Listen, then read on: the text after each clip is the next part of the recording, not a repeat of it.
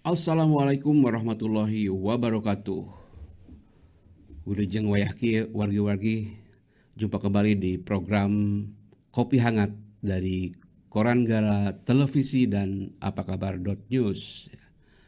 Kopi yang hangat, sehangat berita-berita atau informasi yang disajikan oleh Koran Gala, baik dicetak, online ataupun di medsos ya.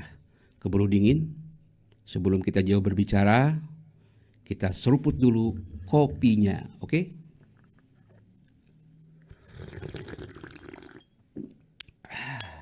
Nikmat, tidak banyak gula.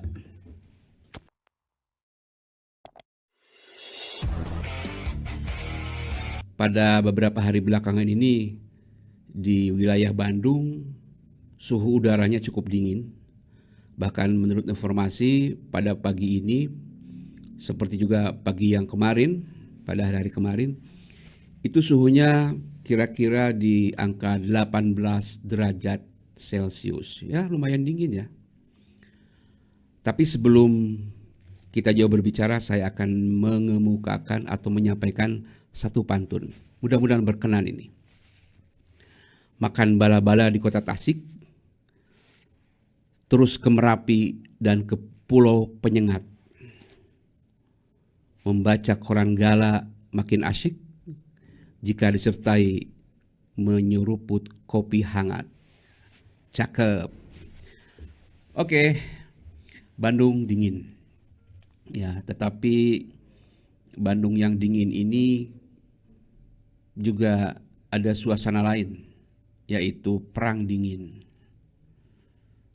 Entahlah ya, perang dingin ini masih berlangsung atau tidak, tapi yang jelas di Bandung beberapa waktu yang lalu ada perang dingin.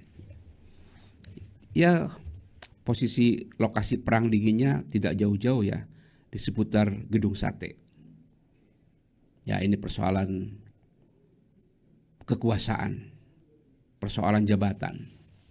Ya, mudah-mudahan perang dinginnya cepat selesai dan kinerja para pejabat juga bisa berjalan seperti yang diharapkan masyarakat. Ya. Ada yang perang dingin, tapi juga ada yang panas dingin. Beda tuh, perang dingin, panas dingin. Di manakah yang terjadi suasana panas dingin? Ya, di kawasan Soreang, ya, di Kabupaten Bandung. Ini berkaitan dengan kasus gagal bayar sebuah BUMD, Badan Usaha Milik Daerah Kabupaten Bandung, yang bernama PT BDS atau PT Bandung Daya Sentosa. Seperti kita ketahui, gagal bayar itu mencapai 105 miliar rupiah. Ya, itu bukan angka yang sedikit ya. 105 miliar rupiah. Jadi PT DBS ini gagal membayar ke vendor penyedia daging ayam dan ikan. Ya, ada sekitar 18 perusahaan lah yang mengalami kerugian karena tidak kunjung dibayar oleh PT BDS. Nah, kita beberapa hari yang lalu mendapat kabar bahwa kepolisian dan kejaksaan sudah serempak melakukan penanganan terhadap kasus ini. Jadi bergerak berbarengan menangani kasus ini. Tapi mudah-mudahan bergerak berbarengan ini adalah sebuah sinergi ya, bukan sebuah balapan penanganan perkara gitu. Ya, mudah-mudahan kerjasama dua institusi hukum ini bisa segera mengungkap bagaimana duduk persoalan sebenarnya kasus PT BDS ini ya. Kalau Ketua DPRD Kabupaten Bandung sih bilangnya DPRD minta publik tetap berpikir jernih. Ya, mudah-mudahan kalau masyarakat sih selama ini berpikirnya jernih sih, tidak kiruh ya. Yang kiruh-kiruh mah bukan di masyarakat biasanya. Ya. Nah, di samping ada kondisi panas dingin di Kabupaten Bandung, kalau di wilayah Pati, Jawa Tengah justru suasananya panas. Panas membara. Seperti lagunya Gigi ya. Panas, panas, panas. Panas. Nah, jadi ini dipicu oleh kebijakan, atau bukan kebijakan ya, ketidakbijakan kayaknya. Ketidakbijakan oleh pemerintah setempat di Kabupaten Pati, Jawa Tengah yang menaikkan pajak sampai 250%. Kemudian masyarakat tidak setuju, mereka berdemo, mereka melakukan koreksi, tapi ditantang oleh Bupati Sudewo. Muncul orang Sunda masuk, wae rek sabaraha orang demo 5.000, 50.000, ku aing di layanan, kira-kira gitulah. Nah, sehingga kemudian masyarakat juga bergerak pada beberapa hari yang lalu meminta Bupati Sudewo mundur. Jadi ini persoalan pajak ini bukan persoalan yang sederhana ya. Kalau kita misalnya melihat catatan di masa lalu, banyak konflik atau perang dengan penjajah itu dipicu oleh persoalan pajak. Misalnya pada peristiwa Cimareme tahun 1919 ya, Cimareme Garut, sebuah perlawanan dilakukan oleh Kiai Haji Hasan Arif. Mereka melawan, menentang keputusan atau menentang penetapan pajak padi yang dilakukan oleh pihak kolonial Belanda, sehingga mereka melawan dan akhirnya Kiai Haji Hasan Arif meninggal dunia bersama sejumlah pengikutnya ya. Ya, itu di Garut sebuah peristiwa yang heroik menentang pengenaan pajak sewenang-wenang. Nah, kemudian kalau kita lihat juga perang di Ponorogo pada tahun 1825 sampai 1830 ya, yang juga kemudian terkenal disebut sebagai Perang Jawa, itu salah satunya juga dipicu oleh persoalan pajak. Mereka melawan juga kepada kolonial Belanda, walaupun kita tahu akhirnya kemudian Belanda dengan sewenang-wenang juga tetap bisa melakukan penguasaan terhadap Pulau Jawa ya. Terus kita melihat juga pada tahun 1888 ya, ketika terjadi pemberontakan para petani di Banten, itu juga dipicu oleh persoalan pajak. Sebuah pemberontakan yang besar di situ yang melibatkan para jawara, para santri, masyarakat umum bahu-membahu melawan kolonial Belanda waktu itu ya. Nah, berkaca dari kasus itu sebetulnya saya mah sebagai rakyat biasa ya, sebagai bubuk rangginang lah ya, sebagai bubuk rangginang gitu. Hanya bisa mengimbau lah kepada para pembuat kebijakan, kepada para pemerintah, hati-hatilah dengan hal-hal yang bisa memberatkan masyarakat. Karena pada suatu saat, pada suatu waktu, orang-orang yang merasa tertindas, merasa terjepit dalam situasi ekonomi, sosial, mereka juga punya kesabarannya sendiri gitu. Nah, ini kita tidak ingin terjadi konflik antara rakyat dan pemerintah di negeri kita tercinta ini. Jadi hati-hatilah soal pajak ini ya. Bahkan di beberapa daerah kita dengar ya, ada teriakan di Cirebon lah, di Jombang lah gitu ya, yang mereka juga bersiap untuk meniru apa yang terjadi di Pati, karena pajak yang dikenakan oleh pemerintah setempat kepada mereka, PBB ya, terutama pajak bumi dan bangunan, itu dirasakan berat dan mencekik. Sementara situasi kehidupan mereka juga tidak baik-baik saja hari ini ya. Nah, berita lainnya di Koran Gala juga ada tentang ini, HL pada hari Jumat, tentang tol Bandung Intra Urban Toll Road atau BITR BIUTR dan tol Gede Bage Tasikmalaya Cilacap Getaci itu nasibnya sampai sekarang belum jelas, saudara-saudara. Ya, perencanaannya kan sudah cukup lama ini ya untuk tol Getaci itu, sekitar tahun 2017 atau 2018 sudah direncanakan ini tol Getaci ini ya. Tapi sejauh ini ternyata informasinya mengungkapkan ya bahwa belum ada ini investor yang tertarik gitu ya, sehingga lelang kembali akan diulang. Kemudian kabar terakhir juga akan direview tentang rencana ini ya, apa jadi atau tidak gitu, seperti apa, padahal studi kelayakan dan sebagainya sudah dilakukan, beberapa pembebasan lahan juga sudah dilakukan ya. Kenapa saya tahu? Karena ada teman saya juga yang lahannya terkena dan mereka sudah mendapatkan ganti rugi ya di daerah Ranca Ekek gitu. Padahal tol Getaci yang panjangnya sekitar 206,65 km ya, dari mulai Gede Bage, Tasikmalaya, Cilacap. Kenapa disebut Getaci? Karena singkatannya memang kepanjangannya adalah Gede Bage, Tasikmalaya, Cilacap. Ini akan menjadi tol terpanjang dalam satu paketnya ini ya. Tapi ternyata seperti itu. Ya, belum jelas ya. Ya mungkin harus maklum juga pemerintah sedang melakukan efisiensi, konon efisiensi ya.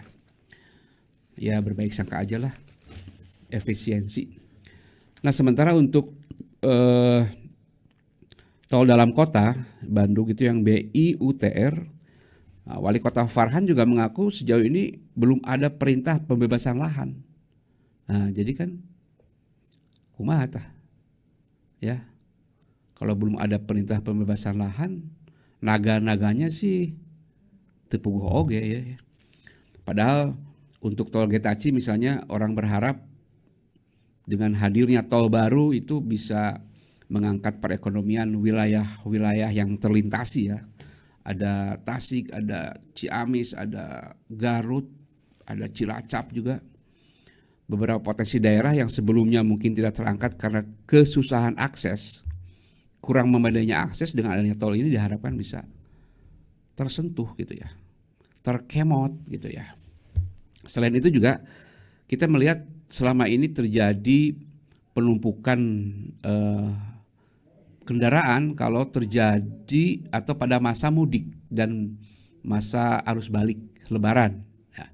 Walaupun memang sudah ada tol Cisumdawu di jalur utara itu, di jalur Dendeles ya, tapi di tengah dan selatan juga tidak sepenuhnya masyarakat menggunakan jalur utara ketika mereka akan melakukan mudik dan arus balik itu pada saat Lebaran. Jadi keuntungannya banyak lah kalau itu terjadi. Oke, kita lihat lagi ya nanti apa lagi nih beritanya apa lagi? Oh, ini nih berita penting ini. Berita penting. Nah, kasus demam berdarah di Jabar mencapai 27.205 kasus. Ini sebuah kasus yang besar ya. Yang besar ini karena periode Januari sampai awal Agustus, jadi pada 8 bulan terakhir ini ya, 7 atau 8 bulan terakhir. Jadi memang kalau pada musim hujan, salah satu yang dikhawatirkan bisa menyerang masyarakat adalah ini si rengit ini nih. Si rengit ini yang berbahaya, menimbulkan penyakit DBD. Jadi harus hati-hati dan tetap gerakan 3M plus harus dilaksanakan. Apa itu 3M? 3M pasti pada apalah ya. Menguras, menutup, mendaur ulang. Jadi menguras air-air yang menggenang di bak ya, di tempat-tempat penampungan air harus dikuras itu. Kemudian juga menutup tempat-tempat yang kemungkinan bisa menjadi genangan air dan sarang nyamuk. Kemudian juga mendaur ulang benda-benda yang sebetulnya masih bisa bermanfaat ya. Gerakan 3M ini jangan malah diplesetkan. Ya, beberapa netizen memplesetkan gerakan 3M itu pertama menguras tabungan katanya karena persediaan di dompet untuk sehari-hari sudah habis. Jadi akhirnya menguras tabungan. Yang kedua menutup beberapa atau menutup aktivitas usaha karena modal habis, keuntungan juga tidak ada. Dan ketiga, mendaur ulang apa yang ada. Artinya ngajual we nu aya di imah. Gitu ya. Jangan sampailah terjadi 3M yang ini ya. Tetap harus 3M yang dimasyarakatkan oleh Dinas Kesehatan _ Pamarentah. Apalagi nih berita yang menarik nih. Nah ini nih ada berita dari Cimahi ini. Polisi ungkap 25 kasus narkoba. Ini narkoba ini memang berbahaya ya bagi kita itu. Narkoba itu sekarang sudah semakin canggih caranya mereka itu. Bahkan yang tidak habis pikir nih bagi saya yang awam dalam dunia kikituannya. Banyak kasus terjadi bagaimana transaksi narkoba dilakukan atau dikendalikan dari penjara. Kan di penjara tuh aya sipir, petugas-petugas lain juga katanya ketat, tapi bisa main HP, bisa mengendalikan peredaran narkoba, transaksi narkoba yang demikian besar gitu ya. Aneh juga itu. Ya api-api aneh welanya. Aneh lah bagi saya mah, bagi orang awam gitu dah. Nah ini satu lagi nih, ada berita penting juga ini. Pemerintah Provinsi Jawa Barat resmi tidak lagi mengalokasikan dana hibah khusus untuk pondok pesantren dalam APBD perubahan 2025. Nah, sebagai gantinya katanya Gubernur Deddy Mulyadi alias Pak Demul menggantinya dengan beasiswa untuk santri kurang mampu senilai 10 miliar. Begini Kang Demul ya, menertibkan dana hibah itu bagus, sebuah tindakan yang terpuji ya Pak Deddy ya. Karena mungkin ditemukan sejumlah kejanggalan atau boleh dibilang sejumlah kecurangan sehingga dana hibah itu tidak sampai kepada yang seharusnya atau terjadi penumpukan pada 1-2 lembaga yang itu-itu saja.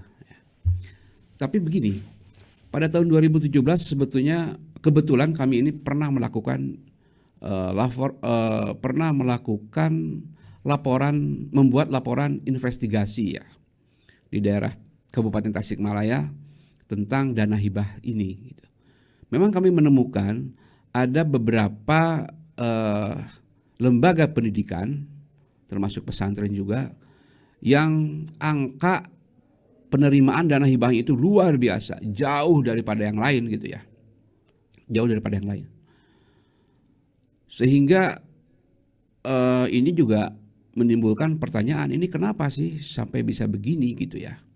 Apakah karena ada jalur khusus, ada orang dalam sehingga dengan bebas bisa ngagulak-gilak angkanya sedemikian besar.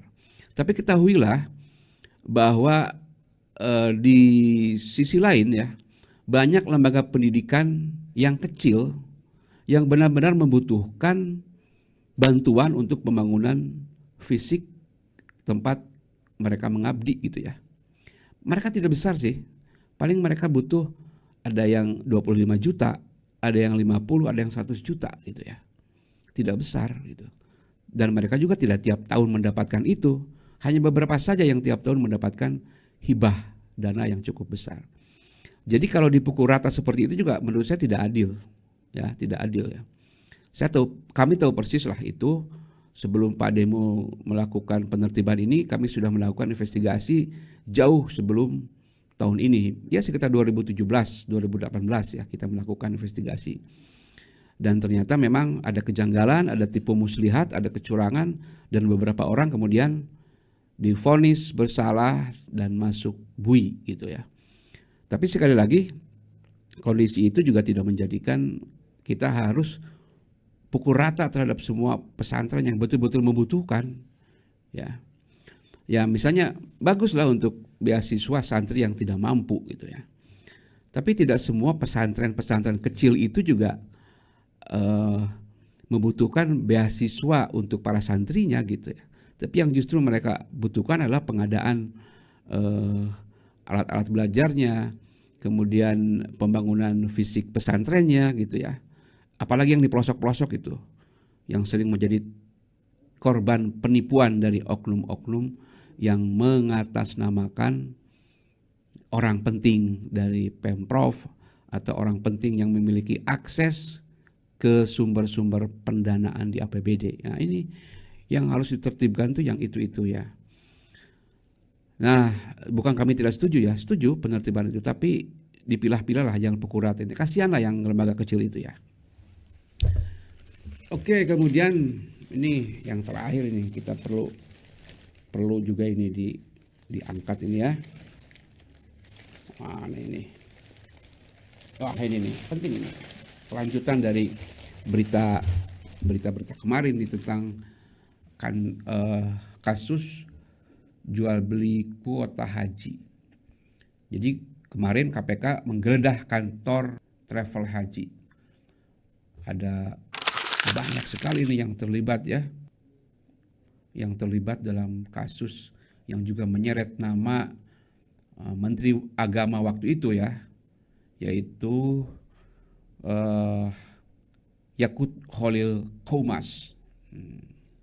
Nah, ini perlu ditindaklanjuti terus, dibongkar sampai ke akar-akarnya, dan kalau mereka terbukti bersalah, ini para travel haji ini harus di blacklist, ini harus dicoret dari daftar travel haji, jangan diizinkan lagi ya, karena sudah merugikan masyarakat ini ya. Dan juga jangan hanya kuricakannya saja yang terkena hukuman dari kasus ini, tapi juga mereka yang menjadi otak dari kasus jual beli kuota dan penyelenggaraan haji ini ya. Oke, begitu beberapa berita yang disajikan oleh Koran Gala dalam beberapa hari terakhir ini. Semoga bisa menginspirasi dan menumbuhkan kewaspadaan juga bagi wargi-wargi. Ambil yang baiknya, buang yang buruknya. Begitu kira-kira ya. Terima kasih. Assalamualaikum warahmatullahi wabarakatuh.